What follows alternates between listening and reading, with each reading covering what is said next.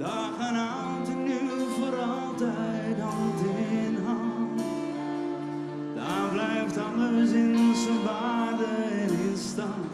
In het huis van ons land. Hand in hand in het Friese land. Hoe de mannen door de grijnen, hoe de klinkers van de ster.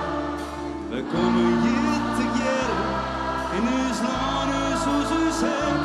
In het verleden en de toekomst is de eerste steen gelegd. We blijven samenwerken. Majesteit, dank.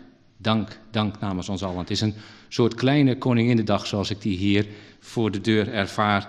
Wij zijn buitengewoon verguld en ingenomen met uw komst. Het is echt een voorrecht voor Friesland om u hier vandaag te mogen ontvangen.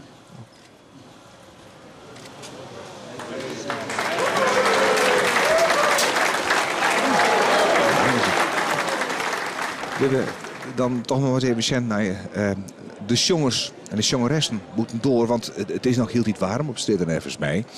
En iemand die dat vaakst beamen kan is Dirk onwijzig, collega Miranda Werkman. Goeiedag. We komen hier in Wooi. Wat wij komen? Wij komen uit Hielpenwooi. En hoe warm heem het?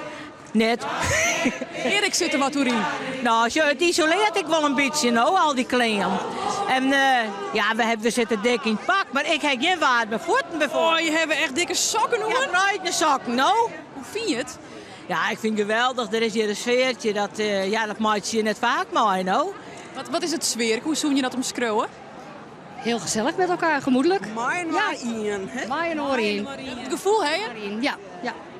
Het is inderdaad een Shendo dat de kinderen in staan gewoon. Oude kinderen.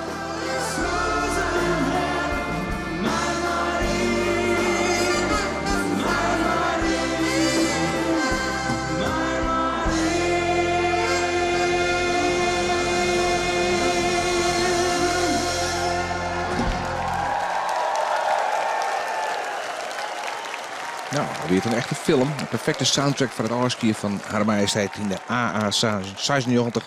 Stapt de koningin Beatrix maar haar hofdame. En op de klanken van Mayenor Ian verliet ze de Friese Haanstad.